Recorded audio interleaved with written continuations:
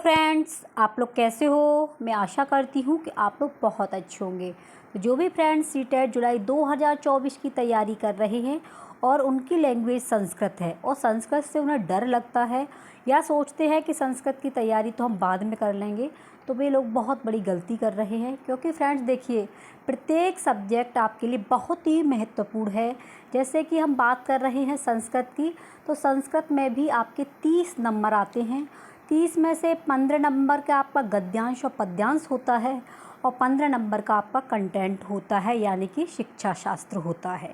तो पेडागॉजी के क्वेश्चनों को हम हल करेंगे, वो भी ट्रिक के माध्यम से। तो इससे पहले मैंने आपको टैग वर्ड की क्लास दे दी है, आप लोग उन्हें अवश्य देख लेना, क्योंकि आप उन्हीं के माध्यम से इन प्रश्नों को आसानी से हल कर पाएंगे। तो प्रत्येक सब्जेक्ट को मित्रों आप लोग जो है अपना समय दीजिए। और फ्रेंड देखिए, सीटेट क्या है? एक प्रश्नों का खेल है, एक समझ का खेल है। अगर आप सीटेट के प्रश्नों के लेवल को समझ गए कि प्रश्न किस तरीके से आ रहे हैं, किस टॉपिक से आ रहे हैं, तो सीटेट को पास आप आसानी से कर सकते हैं। जो भी मित्र 1-2 नंबर से रह जाते हैं तो उनकी यही गलती रहती है कि वो प्रश्नों को नहीं समझ पा रहे हैं कि आखिर में सीटेट में क्वेश्चन आ कैसे रहे हैं, कहाँ से आ रहे हैं। तो देखिए, सीटेट के क्वेश्चन लेंथी हैं और जितना आप प्रैक्टिस सेट हल करेंगे तो आपको ही समझ में आ जाएगा कि इस टॉपिक से क्वेश्चन आने ही आने हैं।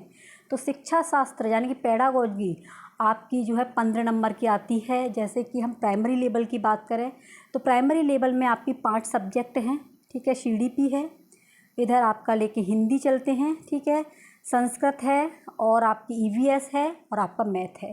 तो इस प्रकार से आपकी परीक्षा 150 की होती है, जिसमें से 75 नंबर आपके शिक्षा शास्त्र से आते हैं। तो फ्रेंड्स, शिक्षा शास्त्र को आप टैग वर्ड की सहायता से आसानी से कर सकते हैं, इसलिए टैग वर्ड की जो वीडियो बनाई है उसे आप लोग अवश्य देखना। अब प्रश्नों का जो लेवल है वो थोड़ा सा लेंथी हो गया है, इसलिए हमारे मित्रों के सीटेट में नंबर भी कम आ पाते हैं, ठीक है। तो ये देख पा रहे हैं आप, ये है आपके पेडागॉजी के क्वेश्चन। और फ्रेंड्स, आपके डेली में क्लास कराई जाती है, इससे पहले की क्लास आपको डिस्क्रिप्शन में मिल जाएगी। और 15 नंबर जो आपके गद्यांश और पद्यांश हैं वो आपको पहले करा दिए गए हैं। अब ये 136 से आपके स्टार्ट हैं पेडागॉजी के। कैसे हल करेंगे देखिए। प्रश्न है इसका, द्वितीय कक्षायाः अध्यापकः छात्रान् निर्देशयति यत् ते स्वगृहात् न्यूनातिन्यूनम् एक वस्तु दर्शय च वर्णय च इत्यस्तयः प्रयोगार्थ आनयन्तु।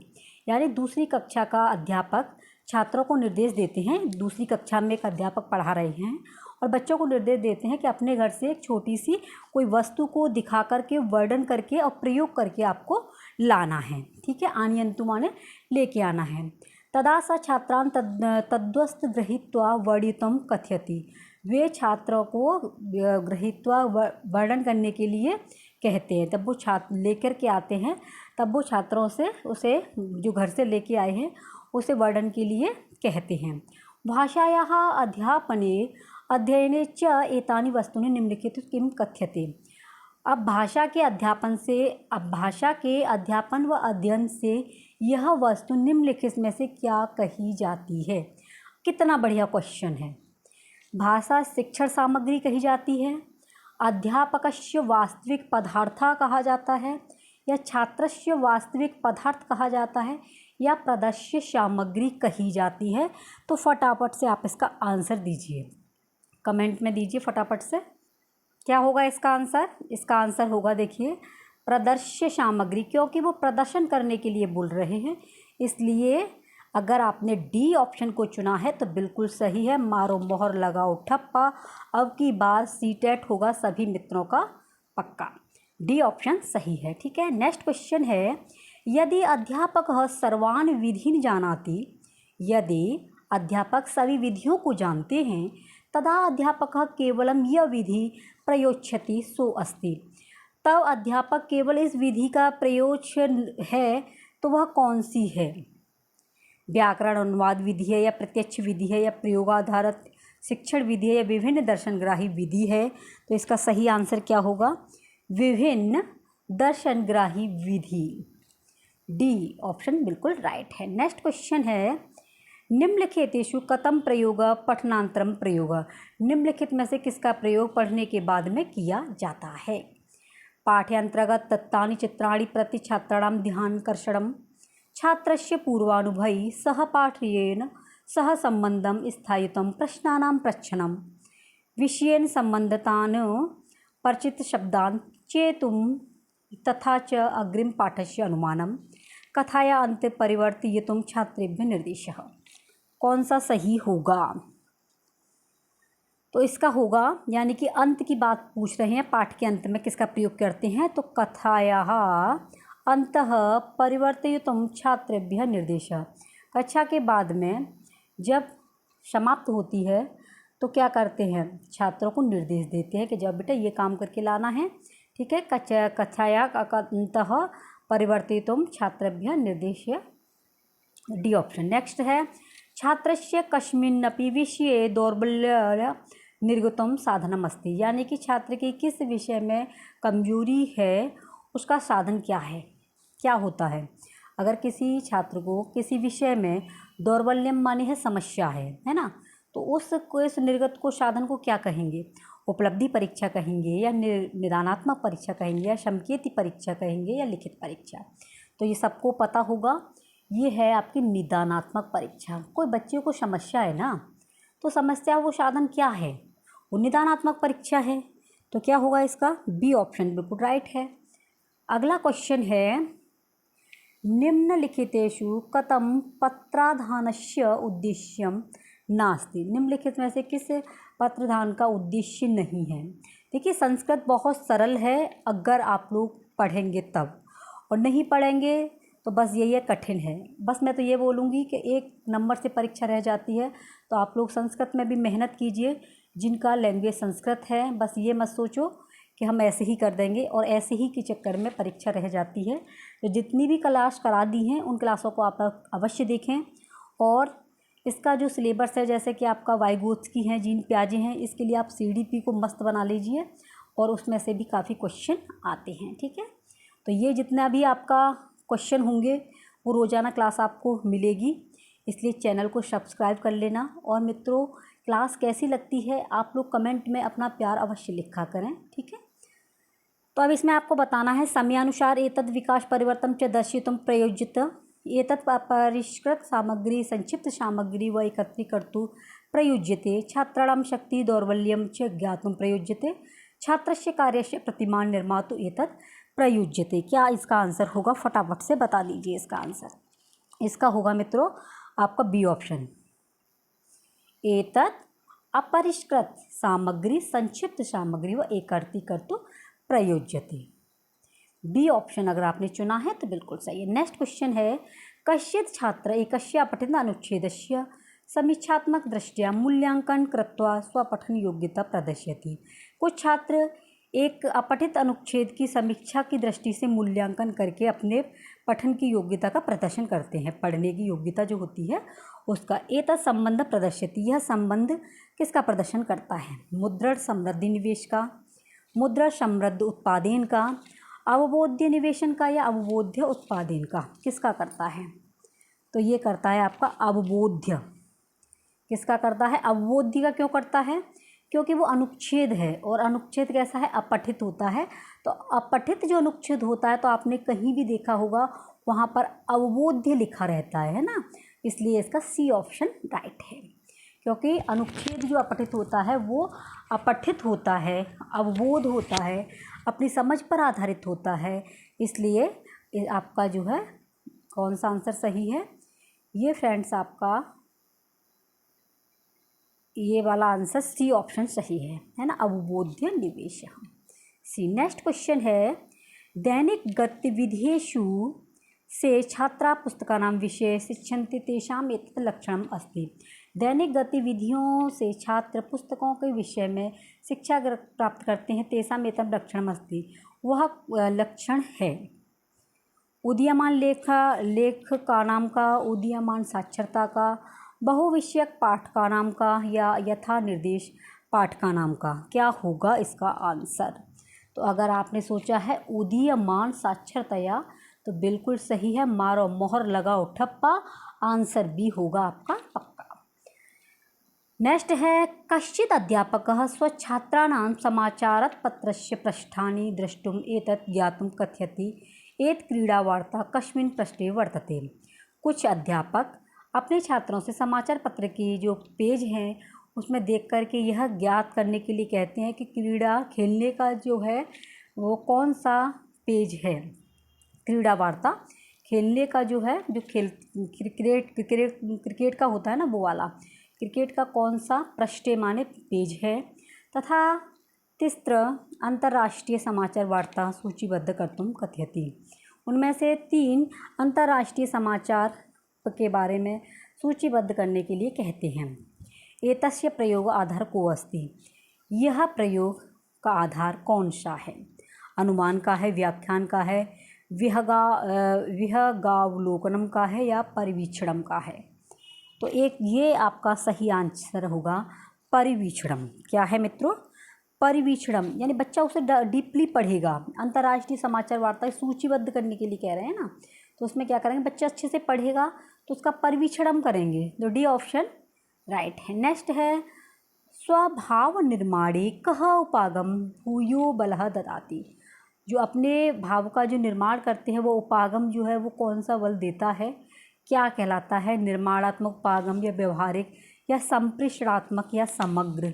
तो इसमें से मित्रों देखिए, जो स्वभाव निर्माणे, अपने भावों का जहाँ निर्माण हो वो आपका व्यवहारिक होता है, क्योंकि हम व्यवहार के कारण ही अपने अंदर के जो भाव होते हैं उन्हें हम उत्पन्न कर पाते हैं, प्रकट कर पाते हैं। तो व्यवहारिक उपागम होता है ये।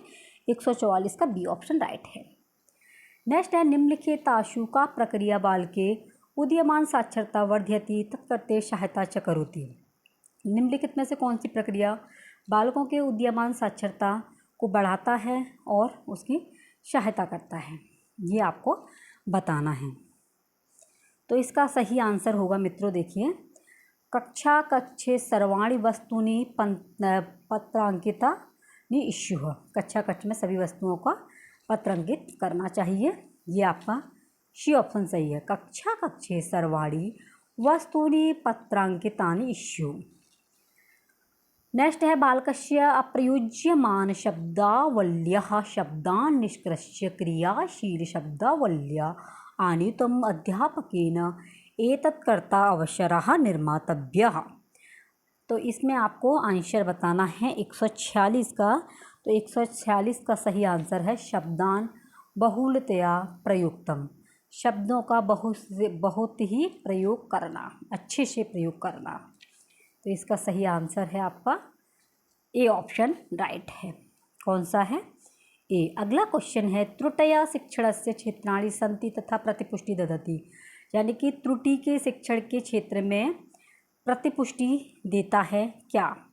अध्यापकेभ्य अध्यापन अवसर रूपेण, छात्रेभ्य शिक्षण अवसर रूपेण, अध्यापकेभ्य छात्रस्य उभाभ्यां त्रुटयः अध्ययन अध्यापनः अवसराणाम् अंगरूपेण भवति नार्हति। तो 147 का आपका सही है, क्योंकि अध्यापकेभ्य छात्रेभ्य स्व उभाभ्याम, अध्यापक और छात्र दोनों ही, उभाभ्याम दोनों ही, सी ऑप्शन राइट है। अगला है निम्नलिखितेषु कथम अर्थाधारित प्रयोगस्य न आयति। निम्नलिखित में से किस अर्थ आधारित प्रयोग नहीं है? पाठ्य का संपर्क, पठित कथायां पुनः श्रावणम, प्रकरणानुसारं व्याकरणस्य नियमानास्य अन्वेषणम, बालकानां वरिष्ठानां प्रत्युत्तरं कर्तुम। क्या है इसका सही आंसर?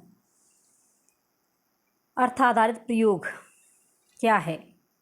तो इसका सही आंसर है बालकान वरिष्ठानां प्रत्युत्तरं कर्तुम। डी ऑप्शन सही है। तो अब की बार शीटेट सबका क्लियर। नेक्स्ट क्वेश्चन है आपका एतत् ज्ञातुं यत् छात्रैः सद्य पठितः अध्याय कीदृशः सम्यक् अवगत न वा अध्यापकेन प्रत्येक पंचम शब्द विलोपितः तथा शारीरिक स्थानं पूरयति अकथयति एषा परीक्षा का कथयति।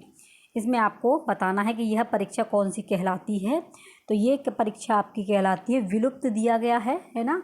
तो रिक्त स्थान की पूर्ति के लिए क्या कहलाता है आपका, तो ये कहलाएगा विलुप्त शब्द।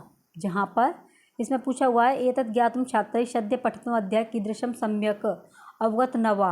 एक एतत् माने यह जानकर के छात्र सद्य साथ में पढ़ते हुए अध्याय के किस को ठीक से अवगत नहीं है। अध्यापक के प्रत्येक पंचम शब्द को विलोपित माने रिक्त स्थान मतलब छुपा हुआ सारे रिक्त स्थान की पूर्ति करना ही परीक्षा का क्या कहलाता है, तो ये कहलाएगा आपका जहाँ पर विलुप्त भी हो और रिक्त भी हो, तो ये आपका विलुप्त शब्द पूर्ति कहलाएगा, सी ऑप्शन। नेक्स्ट क्वेश्चन है निपुण। देखिए मोस्ट इम्पोर्टेंट चैप्टर है मित्रों निपुण। ये वाला चैप्टर निपुण आपको पढ़ना है, आना ही आना है। एनसीएफ 2005 2020 ये पढ़ने ही पढ़ने हैं। एनईपी निपुण भारत मिशन इत्यस्यानुसार द्वितीय स्तर समाप्तौ साक्षरतायै FLN इत्यस्य शिक्षण उद्देश्य किमस्ति। ये पूछ रहा है निपुण भारत मिशन, इसके अनुसार द्वितीय स्तर की समाप्ति के साक्षरता में FLN इस शिक्षण उद्देश्य इसका शिक्षण उद्देश्य क्या है। प्रति मिनट 45-46 शब्दों का अर्थ सहित पठनम, या फिर न्यूनतम द्विचित्र द्वित्रि वर्णमाला अक्षरयुक्तानां सरल शब्दानां या सरल वाक्यानां पठनम यत्र चतुश्च सरल शब्द अज्ञात पाठात् अर्थ सहित न्यून 60 शब्दानां पठनम। इसका सही आंसर है मित्रों क्या है बताओ कमेंट में फटाफट से। इसका है ए ऑप्शन, प्रति मिनट 45-46 शब्दों का अर्थ सहित पठन करना, ए ऑप्शन सही है। तो मित्रों ये थी आपकी क्लास, ठीक है। और देन इसके बाद में आपको मिलेगी गद्यांश और पद्यांश को कैसे हल करते हैं, क्योंकि गद्यांश और पद्यांश को अगर आप हल करना सीख गए तो मित्रों आपको 15 में से 14 नंबर लाने से तो कोई रोक ही नहीं पाएगा, क्योंकि आपको पता है कि गद्यांश के अंदर से ही क्वेश्चन देना पड़ता है। नकल कहते हैं ना, नकल मिल जाए तो हमारे क्वेश्चन सही हो जाएंगे, लेकिन फ्रेंड्स नकल के लिए भी अक्ल होना ज़रूरी है। तो गद्यांश और पद्यांश में से नकल ही करनी होती है, वहाँ पर समझ बढ़ानी होगी। आपको गद्यांश को अच्छे से समझना है, प्रश्नों को समझना है, देन उसके आंसर उसी में से देने हैं, ठीक है। तो गद्यांश और पद्यांश की क्लास आपको कल मिलेगी। ये थे आपके पेडागोगी क्वेश्चन, डेली में आपको मिलेगी। तो फ्रेंड्स जब इन प्रश्नों को आप समझ जाएंगे तो आप लोग संस्कृत में अच्छे नंबर लेके आ सकते हैं। ये क्लास आपको कैसी लगती है, क्या कंटिन्यू चलाई जाए, ये आप लोग कमेंट में अवश्य बताएं। और फ्रेंड्स अगर चैनल सब्सक्राइब नहीं किया है तो छोटी सी रिक्वेस्ट है, आप लोग चैनल को सब्सक्राइब कर लेना और जितना हो वीडियो को शेयर करना। मिलते हैं नेक्स्ट वीडियो में, आप अपना ख्याल रखना, टेक केयर, बाय बाय।